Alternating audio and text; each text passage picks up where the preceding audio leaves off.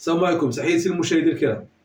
المسيرة ديال المنتخب الوطني توقفت أمام المنتخب الفرنسي، هزيمة قاسية، لاعبين خارجين التغطية، لاعبين مستسلمين لفرنسا صراحة. هذا كيتسمى استسلام وليس لعب على جميع الحدود.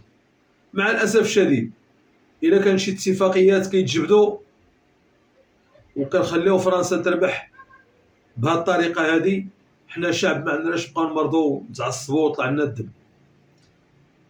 لعبنا معاهم في مونديال قطر 2022 وانهزمنا بنفس النتيجه، هدفين لصفر. ولكن مع الاسف الشديد في مونديال قطر كان عندنا منتخب اقل شأنا بهذا المنتخب هذا، ولكن العالم راه شاف اننا لعبنا كره في مونديال قطر وحرجنا فرنسا وضيعنا التحكيم في ضربة جزاء البوفال واضحة وضربنا العارضة ودرنا ما علينا. ويجيوك في هذه المقابلة ديال 2026 لاعبين مستسلمين إن صح القول لفرنسا، لاعبين يعني وصلوا أنهم بركة علينا، غنعطيو الماتش لفرنسا بأي طريقة. إذا استصغرنا الخصم بهذه الطريقة، ردنا صغيورين. فرنسا هذه قبل ما تلعب معنا بسيمانه وهما عندهم الاحتفالات وكيقول لك المغرب ما عندناش معاه المشكل، ولكن فريمون ما عندهمش مشكل، حيت هما عارفين الاوراق ديالهم كيلعبوهم بواحد الطريقه ما، اما في الميدان واما خارج الميدان بطرق ملتويه. ولكن لا اله الا الله محمد رسول الله، حنا هدينا المقابله عن طبق من ذهب لفرنسا. لا لعب، لا ايقاع، لا خطه، لا مدرب، لا لاعبين، الا لاعب واحد وهو بونو. وقيل هو اللي ما كانش حاضر في ديك التوجيهات، هو اللي كان ناعس، مات معهم في تيران.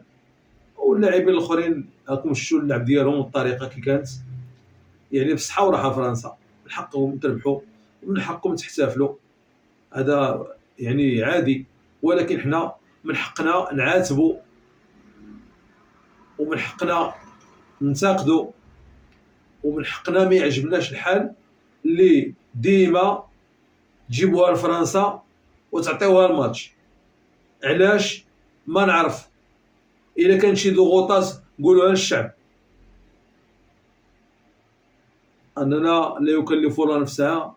هذا الماتش غتديه فرنسا بصحتها وراحتها، ولكن باش تعطيو واحد الامل كبير وفي التالي تهديو لفرنسا المقابله بطبق من ذهب وتاهلوها مريحه. يعني فرنسا البارح كانت عباره عن حصه ديال اقل من التدريب، اقل من التدريب. البارح فرنسا لعبت ضد المغرب اقل من التدريب ديالها ملي كتكون كتدرب، كتوجد واحد المقابله اخرى. يعني مرات مرور الكرام عباره عن قنطره صغيره. مع الاسف الشديد حيدنا منتخبات عالميه كبارين، الحجم ديال البرازيل، الحجم ديال هولندا، ونجيو امام فرنسا ونبانو سوى لاعبين صغيورين بدون امكانيات، سالفين في الميدان ما عارفين ما يديروا، زيرو فرصه. حسبنا الله ونعم الوكيل، حسبنا الله ونعم الوكيل. فتحياتي للمشاهدين الكرام، تحياتي للجميع، واللي وصلت هنا ديرنا واحد ابوني ولايك. والسلام عليكم ورحمه الله تعالى وبركاته. اشنو